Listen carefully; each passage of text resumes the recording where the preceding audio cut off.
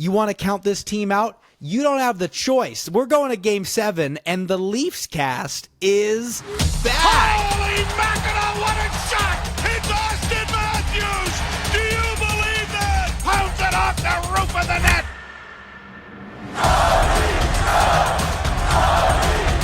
Every time. Pick the leafiest option, and the Leafs will say, all right, will this cause more stress to the fans? Yes, let us do that. Stressed is not the feeling I'm feeling right now. Glee is the feeling I have right now, as the Leafs have just won Game 6 of their series in the second round against the Florida Panthers to take it to a Game 7 Sunday night in Toronto at the bank by a score of 2-0. Joseph Woll earning his first shutout of the playoffs. Auston Matthews with his first goal in 72 months. Tim's man, Max Pacioretty, plays hero, and the Leafs are leaving Florida. The last time they're playing in Florida this year, and we have a Game 7 with a chance to go to the Eastern Conference Finals. Wow. For the first time since 2002. How are you feeling? Oh, I I'm can't even alive. can't even put it into words. Like I was, we listened to the last pod. We're fairly down on this team, but then like after that first period, they pull you back in and say like, they could do it, and then, and then the second period comes and Florida starts pushing back, and it's like, oh no, this is all like every shot is like I'm pulling my hair out, and then Matthews comes through. Pacioretty is a great stress reliever. Joe Woll. I was very crushed, if you guys couldn't tell from that last game. I think that one hit me harder than any other missed opportunity for this Leafs core over the past 7, 8, or 9 years, however long it's been. That one, It was abundantly clear. it hit me very hard, and I completely checked out on this team. And I was thinking that since the game ended till now, I've been thinking about, do I take back any of the horrible things I said about the Maple Leafs or Mitch Marner or anything? And no, I don't. I think that all those things I said I still believe and are still true. But I'm watching this game tonight, and I'm kind of watching for the Leafs to win. I'm also just kind of waiting for the Leafs to lose. I'm just like ready to die inside. And as soon as Auston Matthews scored that goal in the third period, not only did I jump out of my chair, put my desk into standing mode, and then put on a Leaf jersey to finish the game, the next commercial break, I walked into the kitchen and started crying. I, a grown man, started crying for the Maple Leafs, who are finally winning a game. I am so emotionally charged by this team. I cannot stop. I cannot be out on this team I'm in, and I don't think they deserve to be where they're at right now. After that atrocity that was Game 4 and Game 5, it disgusts me. But I am in on the Maple Leafs. I am desperate for them to win on Sunday. I cannot have them lose anymore. I'm ready for happiness. I was a grown man weeping in my kitchen at a dark kitchen alone today for the Maple Leafs to finally give me happiness. The waver in your voice, I thought you were going to start crying again. I am emotionally You're there? distressed right now. Yeah, I'm a fragile man. I am a fragile man. That is beautiful to hear. The passion is unquestioned with Ryan. I won't say that this team brought me to tears, but I definitely, I was a little bit angry, honestly, for the majority of this game. Even though the Leafs, played well through those first two periods and, kept Florida from scoring, which has been a problem for, games and games and games of this series. I couldn't help but keep looking at the shot total and the score of the game and trying to come to grips with the fact that the Leafs had scored one goal on the Florida Panthers in the last 8 periods. There was a point where that was true leading into that third period. And it's so interesting because this game, with a 2-0 score, sorry, Tim, 2-0 score, was reminiscent of kind of how the Leafs want to play these playoff games, how they were able to play a lot of these playoff games in round 1, and they took it to the Panthers tonight. I mean, the block shots were unreal tonight. The defensive plays were unreal. The penalty kill was unreal tonight. When And that penalty kill with like 8 minutes left or whatever, or 6 minutes left, and it was like that was the moment where I said, "All right, we can do this." That was when the chips were down, and they said, like, maybe they learned something last game. Took a long time. The Leafs held Florida to no shots in their final 3 power plays of the night. They had 4 total. They obviously went 0 for 4. Elite. And where that was a problem, really, for the past couple games that we had lost. So just top to bottom, a really great game where, like, Rye, I don't think you're crazy for the reaction that you had in the last game. And really, after we got done potting and just like all the other content, the Leafs content that I'm just bathing in basically on a daily basis, there was a lot of that, a lot of similar feelings to where you were at. We're just like, we've all been here. Everybody listening to this podcast has been here and seen just some horrendous Maple Leafs losses and performances. But for some reason, what happened in the game on Wednesday just stood above all those other ones, even though it wasn't like an elimination game specifically, or the way that they came out there, it's going to be up there on the Mount Rushmore of, bad Leafs losses, for sure, at least of the Auston Matthews, the core 4 area. But yeah, definitely like it feels like a forever thing. And they responded. I think even though we, felt really down on this team going into Friday night, I just can't help but remember that, like, we want the Leafs to succeed here. But obviously every single player on those Maple Leafs, they want to succeed as well. Just because guys have had a bad couple of games and they lost 3 in a row and the morale was down, the motivation for these guys to be good and win that hockey game was as high as ever tonight, and it delivered, right? They want to win and go on to win the Stanley Cup and sign new contracts and make a bunch of money and, make every Maple Leafs fan happy and sell jerseys and be legends just as much as we want them to accomplish all those things as well. And they delivered. They delivered tonight. Well, it was like I was thinking through the game, even before, like when the game was still 0-0, I was thinking through the game. There's a lot of players who are having their best game of the series tonight. I thought Benoit had his best game of the series. He was dynamo all game long. I could watch him sit down Brad Marchand again and again. That was beautiful. I thought Domi had his best game. I thought Lawton had his best game. I thought McMahon had his best game. It's just like you go down the list. I don't even know if it was Joseph Woll's best game because that game 3 he had, I think it was game 3.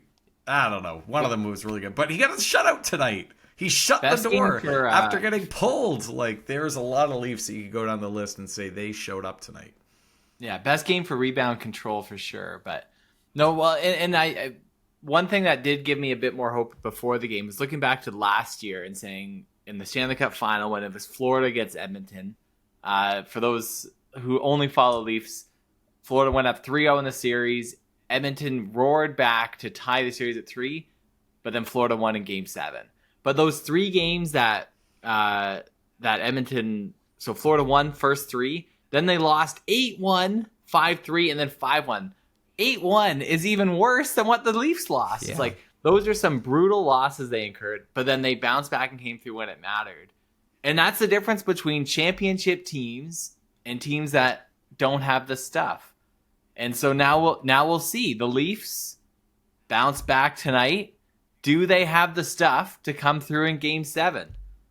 This is only part 1 of the battle. This is where I was saying that I still don't take back what I said after Game 5. Like my mind isn't changed on Mitch Marner here just because they won in Game 6, and my mind isn't changed on this core 4 and me ready to sign up for another 8 years and give everyone extensions. Like, they still sucked in Game 5. They still decided not to show up, but we've seen that 100 million times. We've seen them push it to Game 7 100 million times. Like, it doesn't mean anything at this point. It's great that they got the win. I'm emotionally charged. I need them to win just for my sanity. But it doesn't mean anything until you do it. And even when you do it, like, it just means that you bought yourself another series to change my mind, to do something against Carolina in round 3.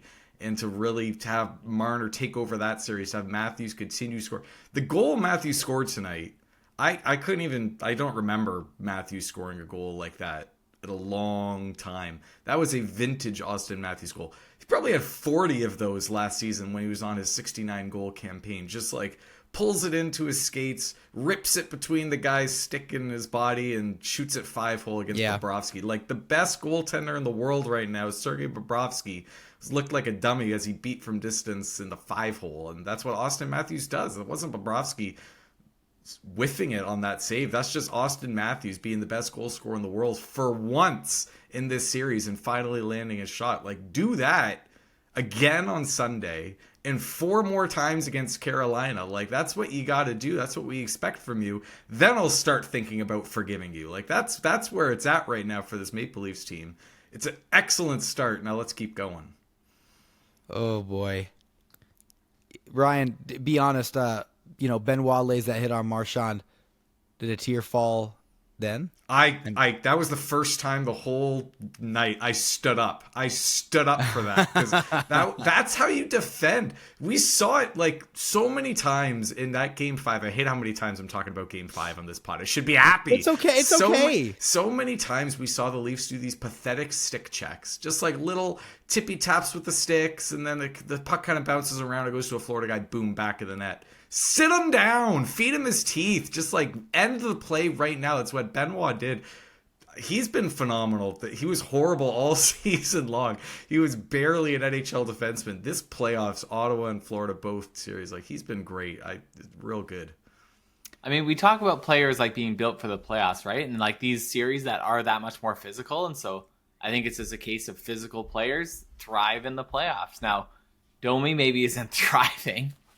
But Benoit, like, he's been everything you'd expect from a third pair defenseman, right? I mean, I think the Leafs play the minutes so close together; it's barely even a third pair. But this was our 12th game of the playoffs.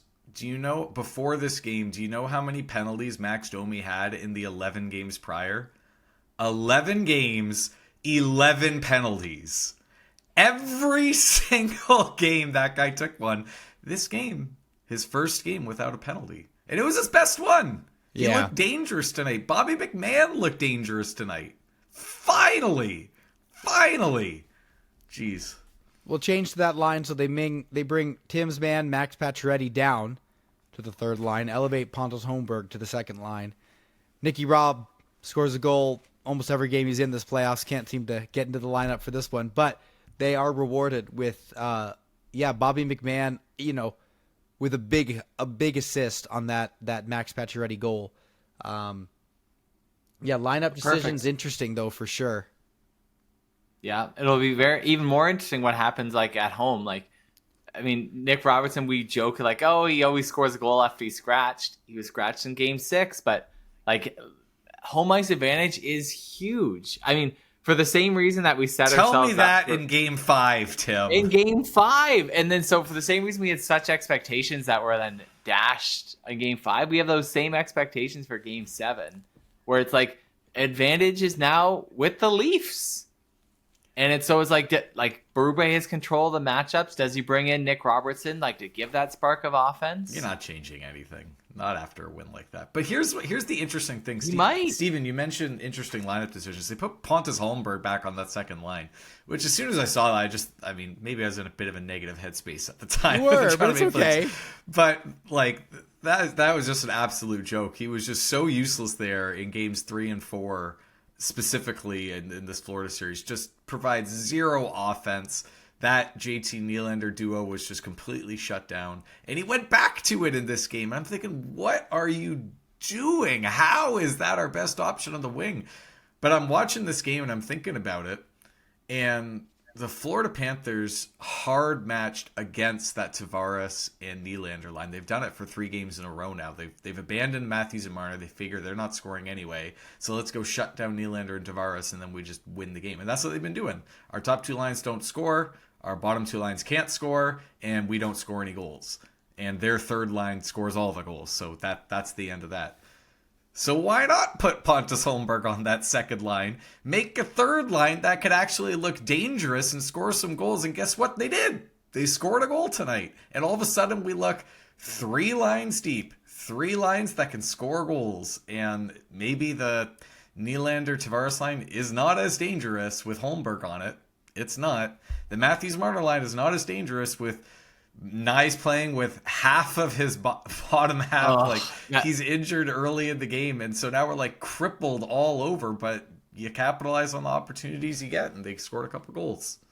I hate seeing Matthew Nyes go. I mean, it's not even really down. Like, look how he just tweaked something when he hit that reverse hit. But man, really hope it's just like a bone bruise or something like that. He couldn't move. But he still played though. Barely. He still played. He was barely playing though. Did you see that guy skate? I didn't see him lay a check. I didn't see him.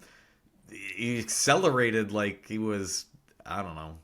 David hungry for vegetables. Like he was just not. I'm always hungry for vegetables. I don't know what there. you're talking about. I love broccoli. All right.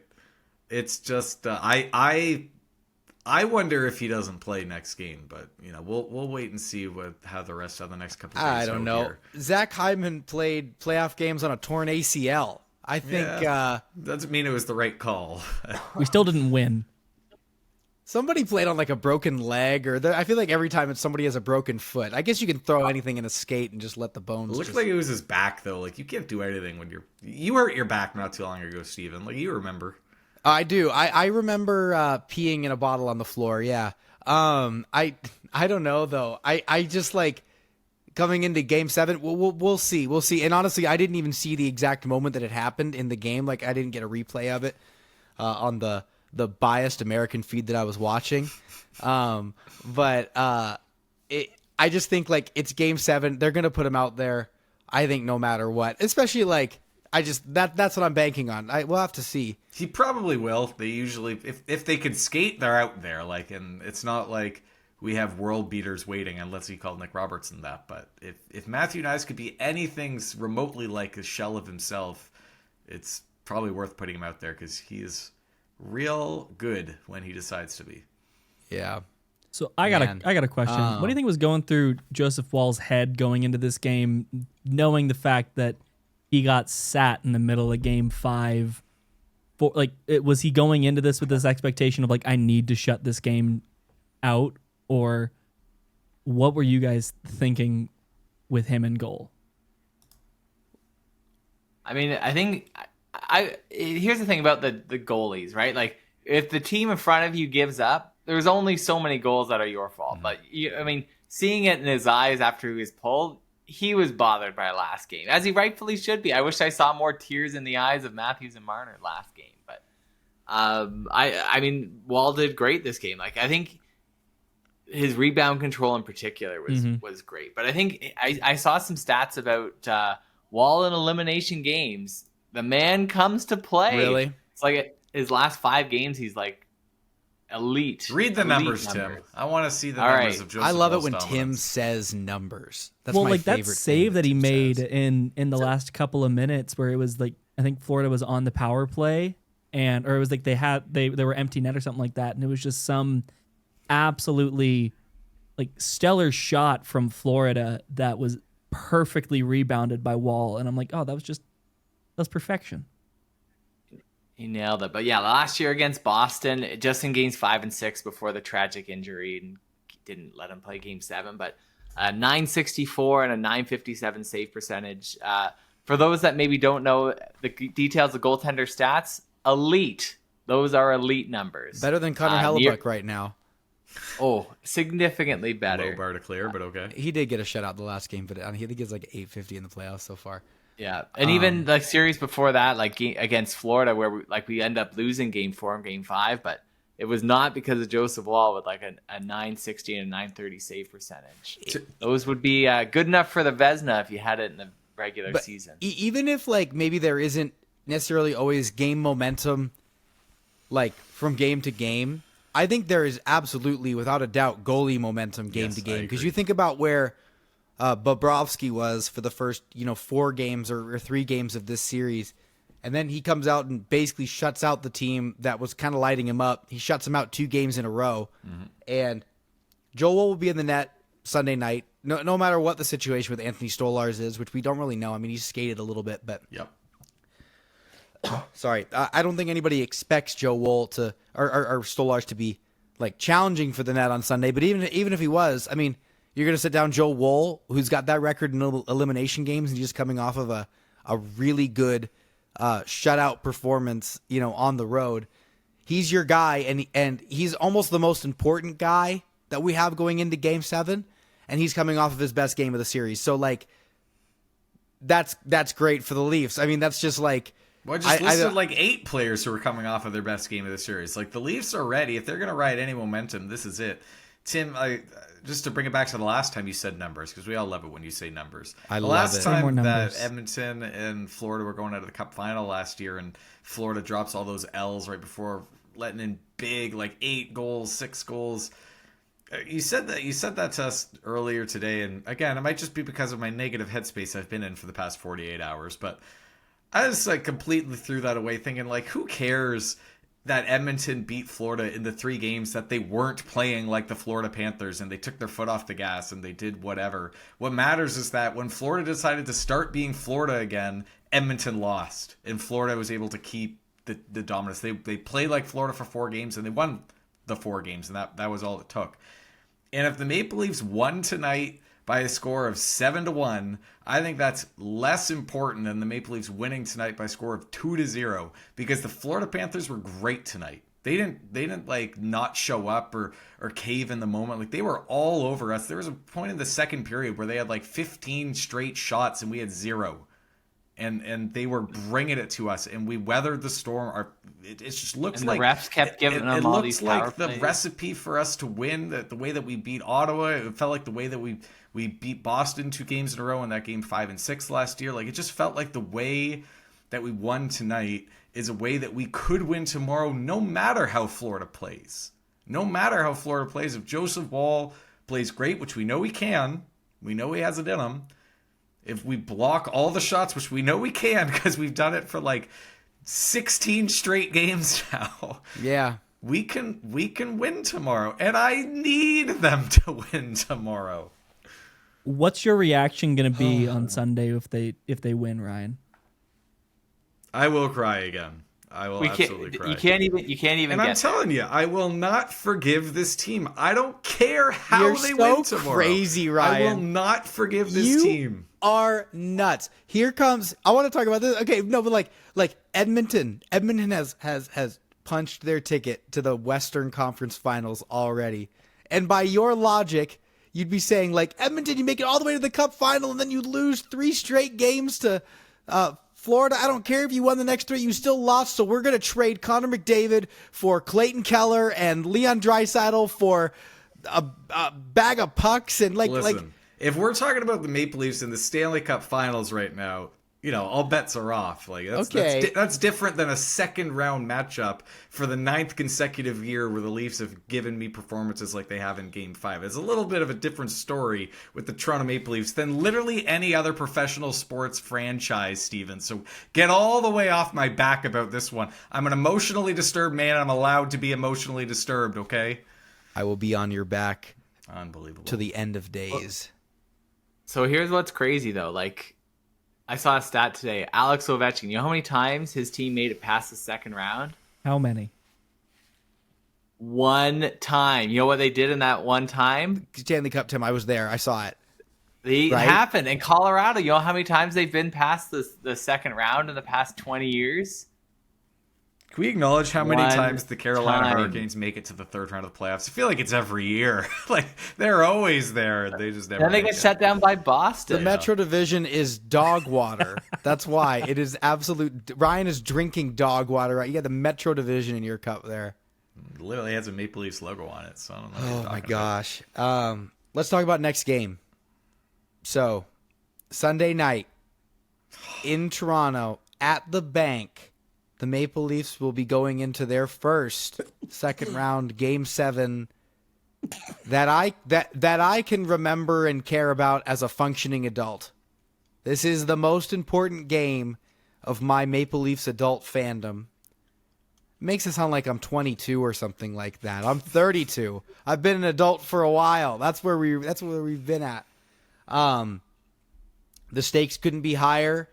And what do you guys think I mean, maybe it's kind of a dumb question because we've been talking about it the whole time, but what else do the Leafs need to consider going into this game on Sunday night to win?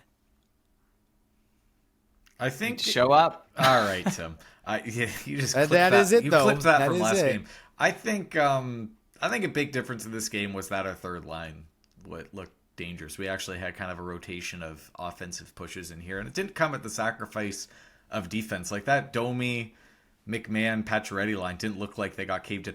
Early in the first period, it kind of did. There was a couple times where the announcers are losing their mind. Oh, Domi might have saved a goal there. And I'm just thinking in my head, but why did he need to save a goal there?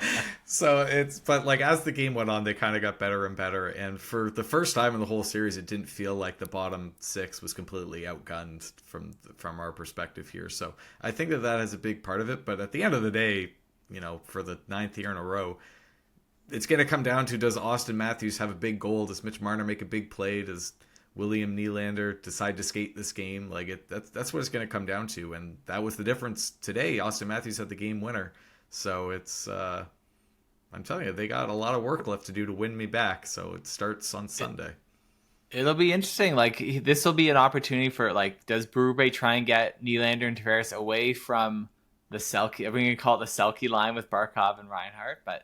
It's do we see Nylander's been basically shut down, one of our key playoff performers the past few games? And man, I would love a William Nylander breakaway goal in game 7. Man, I tell you, he had maybe it's silly to praise him for one shift in a 60-minute hockey game, but he had one shift where he was just flying around the Florida net, and I thought for sure he was going to score. That was the most dangerous I saw him look in a while here. Maybe he's going to bust through. We'll see. My confidence in the Leafs going into this next game is high. But if the Leafs do not score first, my confidence will become very, very low. I think that is the accurate. most important key to the game for me. I felt the exact same way going into this game. I think this Leafs team can come back from deficits, but not really against this Florida Panthers team. They haven't shown it. And I think if they can get a 1 or 2 goal lead like they did tonight, there honestly isn't a team in the playoffs there isn't another team in the playoffs that I trust to hold on to a lead more than this Maple Leafs team. The way that they're able to block shots. Nobody's blocked more shots in the playoffs than the Maple Leafs. And just hold on to that lead. We were up 1-0 with 13 minutes to go in the game. And I buckled in and said, all right, we're now we're on penalty kill for the next 13 minutes. Leafs got to figure out how to get that goal first. I think they're lucky that Florida didn't score for 40 minutes of this game. Well, they didn't score for 60, but the Leafs managed to make it all the way till, almost the end of half through the third period for that goal to come. But well, part of the reason why there's no goals in the entire game is the special teams are such a wash. No one is scoring on the power play. Our penalty kill makes their power play look pathetic. Their penalty kill makes our power play look pathetic. There's not even scoring chances that are coming from them. And maybe both teams are just so stingy that the power plays can't bust through. But it's just interesting, the comparison compared to round 1, where our penalty kill really didn't look very good, but our power play was scoring it took us 13 seconds to score a goal. Then we move on, then we have the lead all of a sudden. This game is just it's not there, but our penalty kill is just, can't touch it. It's perfect. Yeah. It's batting 1,000.